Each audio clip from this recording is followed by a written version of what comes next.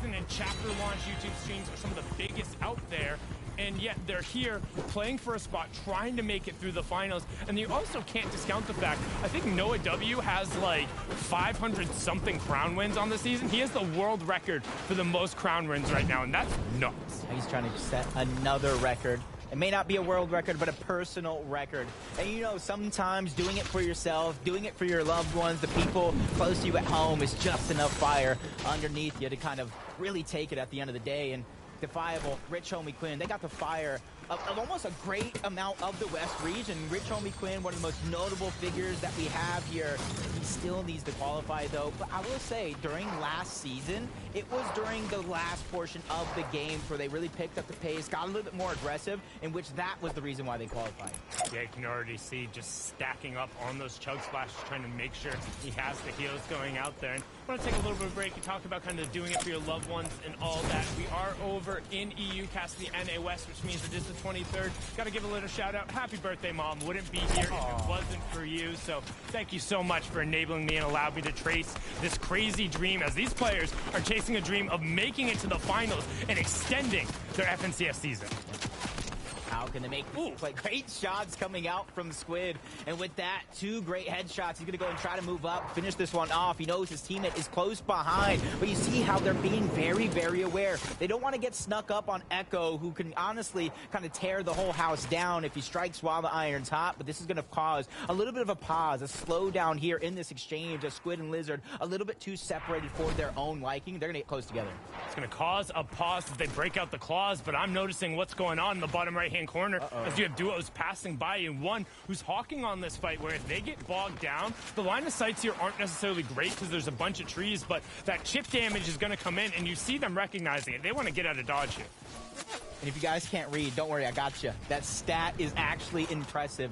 This is the longest it has been before a team has been eliminated yet this weekend. That is just going to show the amount of pressure that is on these players with such few spots, with such few games in order to qualify here. As Isu and Clone trying to get aggressive, trying to get the surge, possibly elimination if it really presents itself against Wukong and Josh, who honestly were having an impressive day yesterday as well.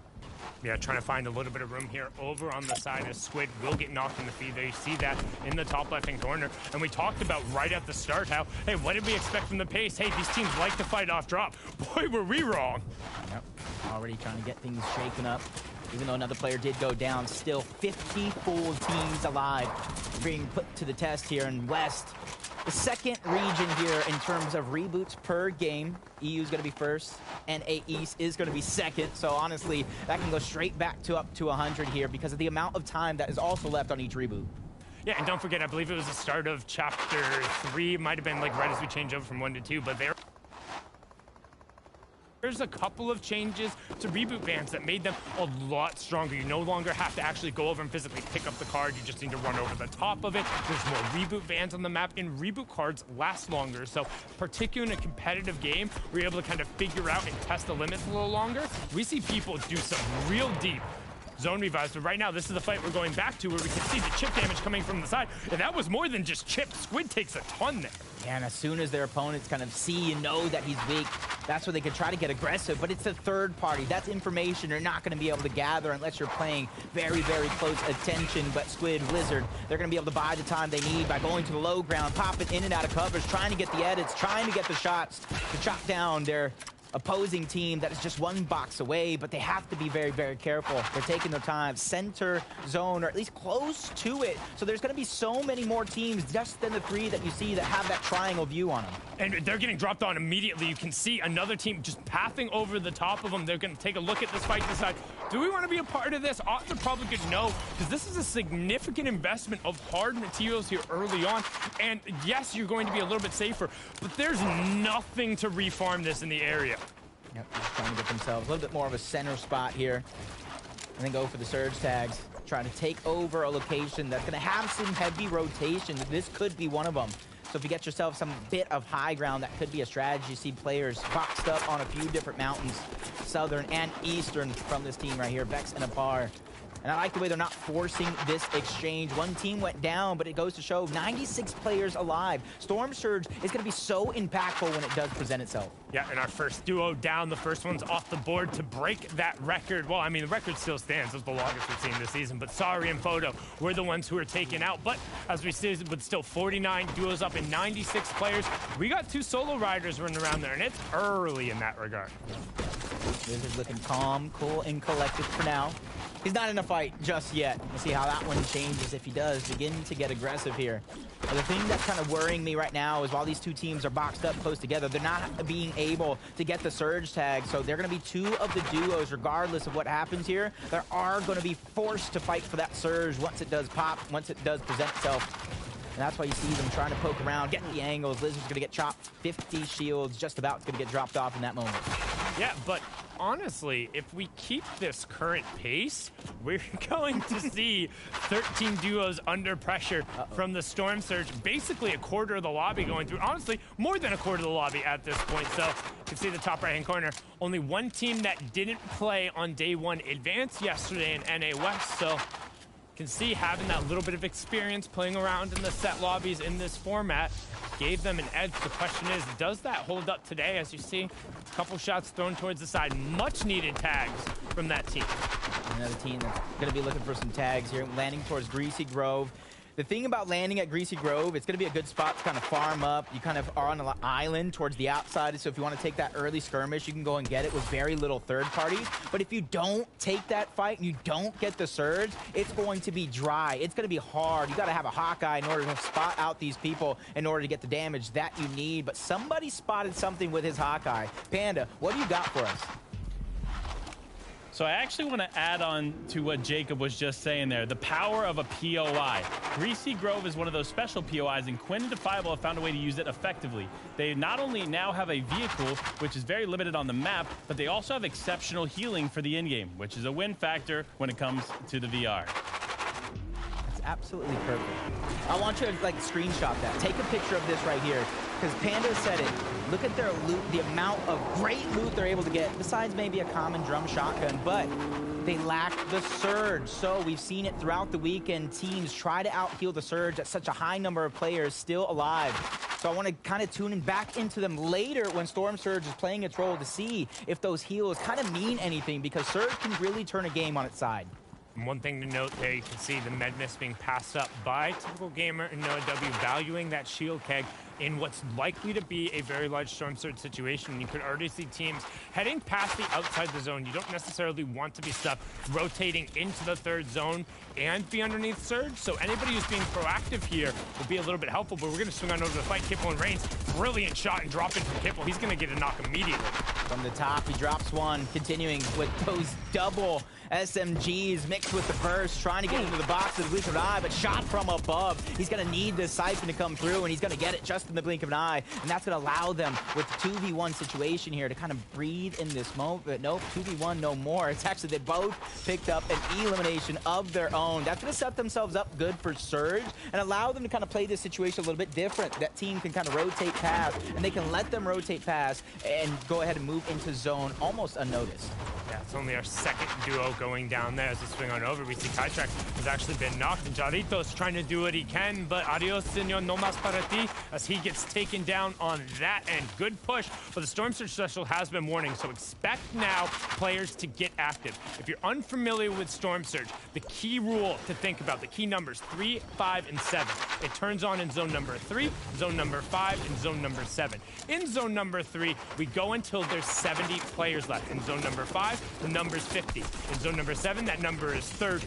Now, Storm Surge does 25 damage every 5 seconds to the team in the duo who has not done enough damage. So as of right now, we're going to see 10+ duos who are going to be under threat from that 25 damage every 5 seconds as soon as this third zone closes. Not something that kind of goes hand in hand with something me and Takata were talking about yesterday. There should never be a moment that you're stagnant just boxing up. You need to always be proactive, looking for information, spotting out players, going for those tags, farming up. There's always something you could be doing, even something as simple as relaying the information to your IGL and formulating some sort of plan here as they pop the shield keg 65 below the damage threshold. You see him looking for the shots. With the shield keg down, this is the perfect time to kind of trade those shots out because you're going to be able to regenerate the shield simultaneously.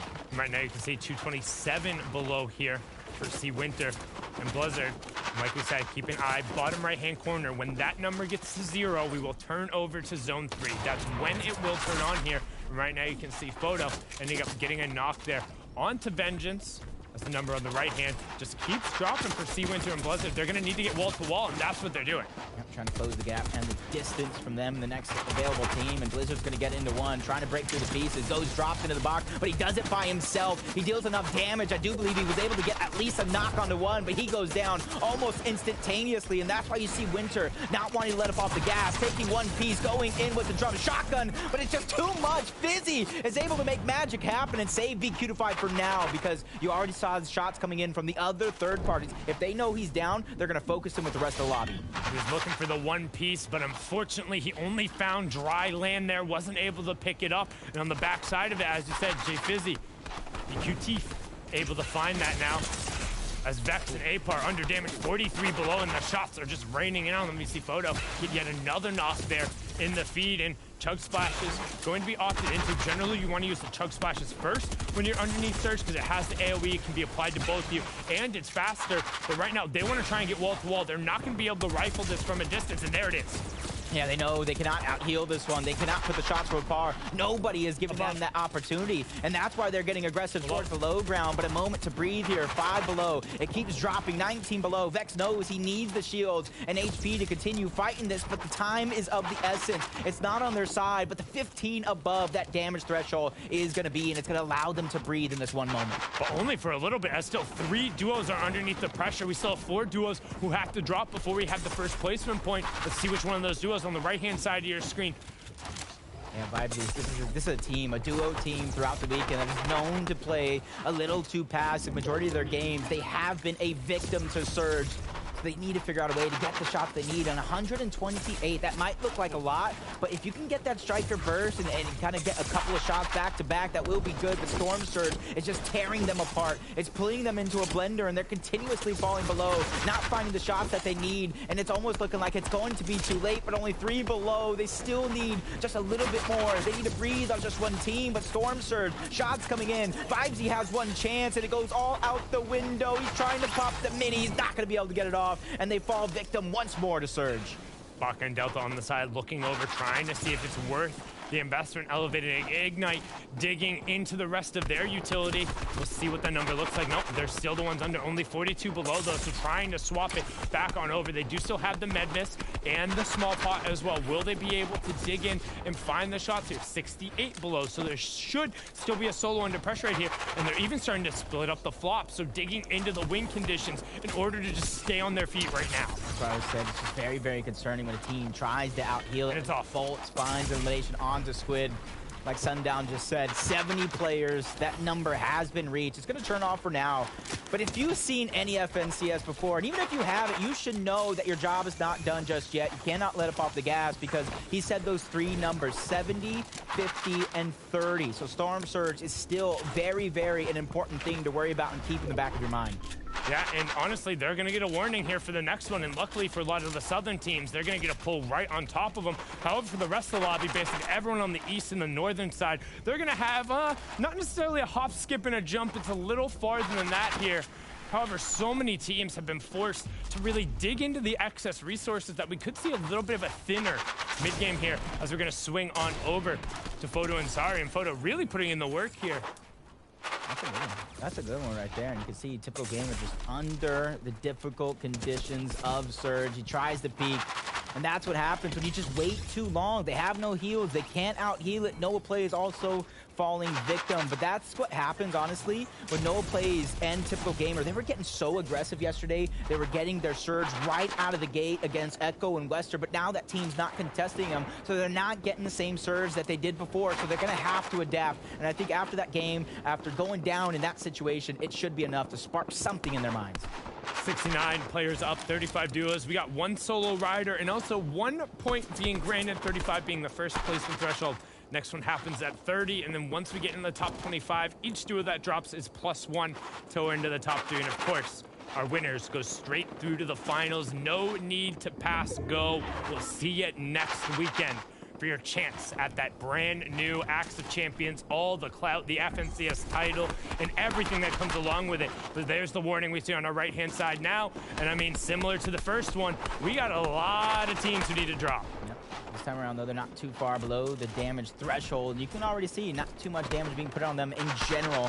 So all those heals really paying it off. And I think they went ahead and a few times either kind of traded off for tags or just simply try to out-heal some of the surge simply because that empty spot, that was another heal that Witch Chromie Quinn had. And that's why I said screenshot it right before. Yeah, it was, I believe he had 4 chug splashes the last time we had tuned into him in that regard. But having to dig in for that, not necessarily the worst thing, but you see here, they're still ping-ponging back and forth between above, below, and in 20 seconds, that next round, 25 damage every 5 seconds is going to come through. And I mean, Jacob, we got 10 duos who are going to be under pressure again. We've only just saw Storm Surge turn off, and Trolling Keck W gets to it right away. He's going to thin it out with a double of his own. Players peak and Defiable. Quinn still trying to get those shots. Gato trying to go ahead and stay alive, trying to survive here. He's in the storm for the short moment. Gonna pop right back out, gets the elimination. A little bit of a siphon. You see the heal is going on over. He's just getting into that crevice, but unable to save his teammate. Should have slashed sooner, but now he's gonna have to do it as a solo, just like Kika and Kika here. Got a good spot in zone. Not too much to worry about, especially with the shield K going off. You can see zone pulling over towards the northwestern side where we talked about pretty much the, or northeastern side, the opposite of what we got with the 4-pull. So everyone now on the western and southern side has a little bit of a yog to get into the zone. It's going to be more like a slog here as the other players are going to be about facing and looking. And right now, I mean, you can see everyone is being forced to eat into their resources, just stay up on their feet because there's so many people on their feet. Yep, you see Storm Surge going on Coxie, Nigel, Angel, so many teams taking damage right now, and it's just not looking good. A full team going down, and Cypress is going to go ahead and clean that one up, get 2 eliminations, and really take advantage of Surge, and that's what I love to see players do. Instead of just attacking normal players around the lobby, they go ahead and focus the ones taking Surge. This is where you see they're trying to fire back, come back from 215 below the damage threshold. They're able to find one onto Wukong, end up in exchange for the damage, but Kika bites off more than he can chew. He's going to go down. So is Kika here as they both go down, trying to go for that surge. Sometimes you just can't force the play. Yeah, I mean, Trolling Keck W has just found duo after duo pushing into him is being hammered by the purple thunder from above. To see where those giant purple lightning bolts come down, the Storm Surge, the players don't see that. The hint they get is an audio cue, so they know when that shield is broken, and they're able to go. Storm Surge turns off, and we're closing in now as we transition into the late game. The full moving zones, we're going up to the northeast, and we're also closing in on our cascading placement points. 27 duos left, 5 solo riders out with 49 players up. Yeah, and this is the surge here on the next one where I feel like you can kind of survive it if you kind of have your route planned out, either up layer, down a layer, because this is where you see a lot